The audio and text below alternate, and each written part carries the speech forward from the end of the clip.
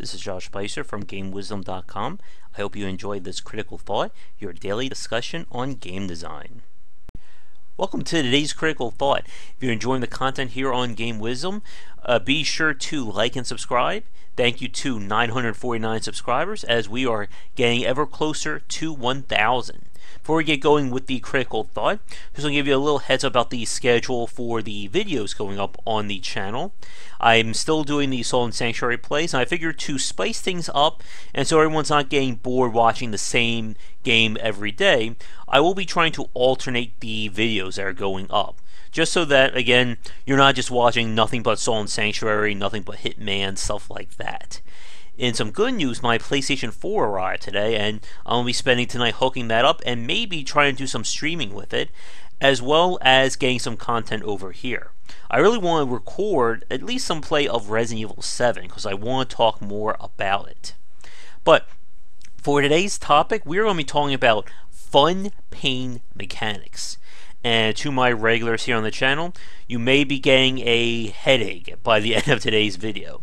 This is based on today's post, which should be right here, which is based on a post from a friend of mine.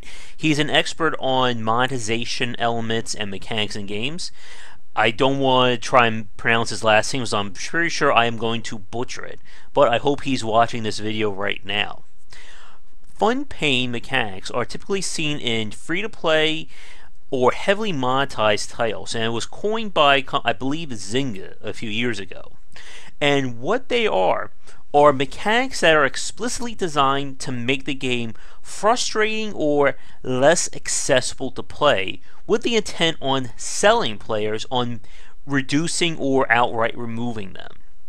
And if you've played any kind of free-to-play title, you've probably ran into a fun pain mechanic. They are the antithesis to quality of life mechanics, which are simple tools or UI or even just basic mechanics that help make a game more streamlined or less frustrating to play. So some examples of fun pain would be, I'm trying to think of some really noticeable ones off the top of my head. One would be inventory limits. Played any free-to-play MMO game, and there may be a limit on how much inventory space you have. And the game would say, well, if you want more slots, how about, $4 or $5? More character slots in an MMO. Currency limits. That's a very annoying one. It was in DC Universe Online.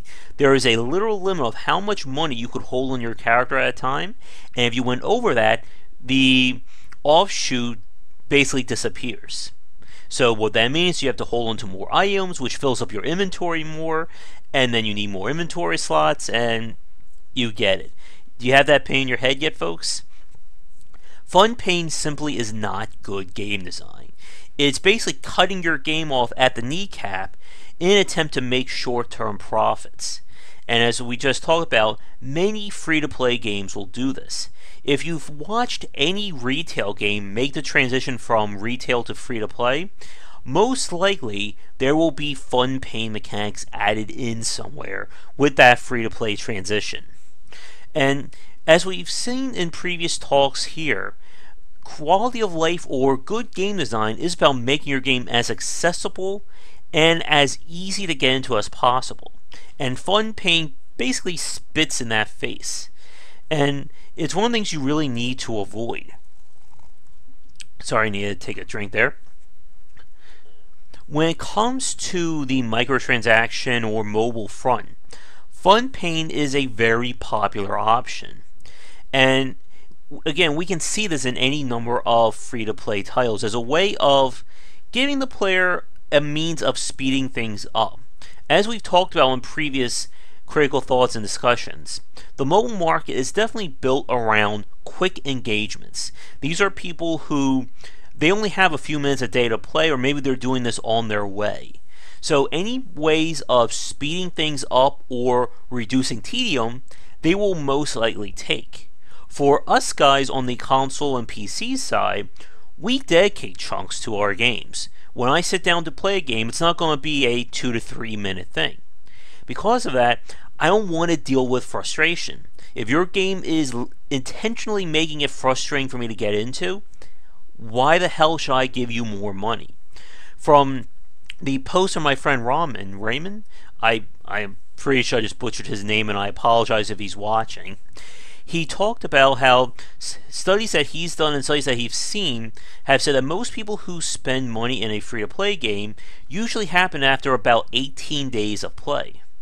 Now, again, 18 days doesn't mean, 24 hours of play each day. That could be just spending, again, 3 to 4 minutes a day playing the game, seeing if they like it.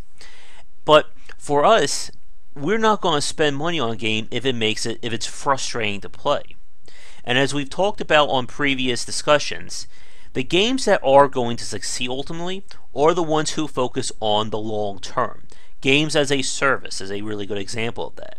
There's a reason people are still playing Payday 2, Team Fortress, League of Legends, Dota, you name it.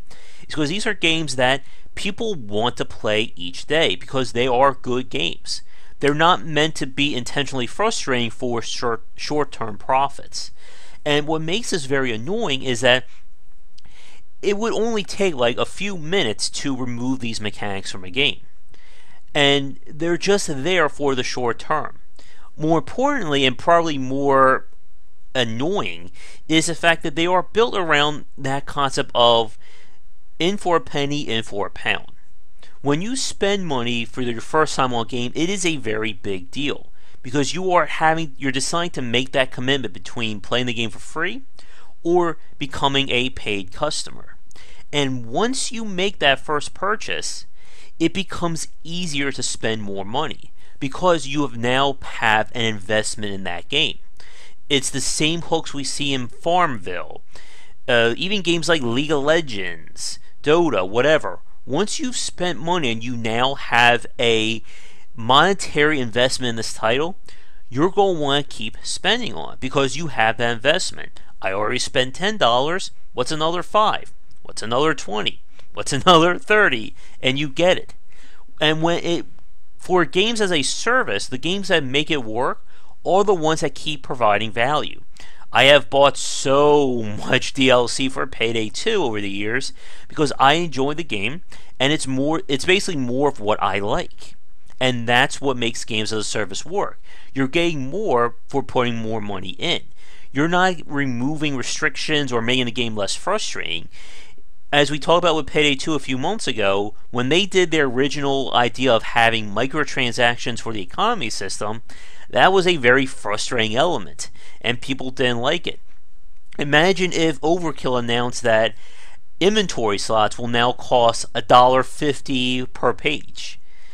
If the economy system pissed people off with that, this will probably cause some rioting in the streets for them.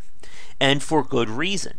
Because whenever you make your game intentionally frustrating, you are making your game worse in terms of its design. And when you're doing that with fun paying mechanics, it's not helping the consumer. This goes back to talking about metrics-driven game design in the arcade industry, where games were designed to be intentionally difficult and mechanics to punish the player in order to get them to spend more money. To try to get, like maybe a quarter every 2 to 3 minutes, that kind of system. And this is the same thing with fun pain. They want to push to see how far you're willing to go with frustrating elements before you will spend money. They don't want to make it too frustrating because then you're just going to quit outright. They want to be sort of like mosquito bites that eventually you're just going to buy the ointment or whatever, or the spray to keep them away. And as I talked about earlier, what makes this very bad is that it can be added to almost any part of a game. Energy mechanics, pay or wait, speed ups, cheating, getting around levels, level skipping, you name it. Any aspect of a game could have a fun pay mechanic attached to it. Imagine playing an ARPG where instead of being able to automatically craft items, it now takes a minute of UI prompts, or you have to return to a town to break items down, or anything like that.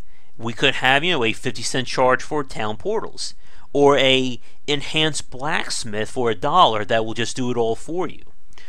games that are built on Farmville or city building mechanics. Let's say instead of having to stop what you're doing and click on all your buildings to get your resources, you could spend $1 for enhanced workers who will now just gather it up for you.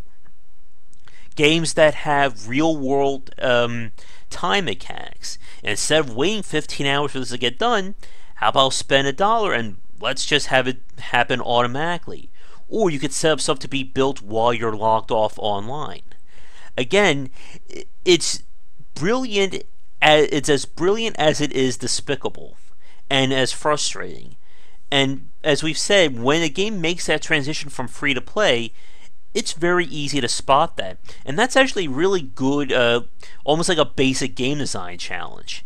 For anyone who's looked at MMOs before, when an MMO makes that switch to free to play, pay close attention to how things are changed or restructured. Because 9 times out of 10, you will see a fun pain mechanic integrated somewhere in that design. Also, the concept of premium currency, but that's another topic in of itself.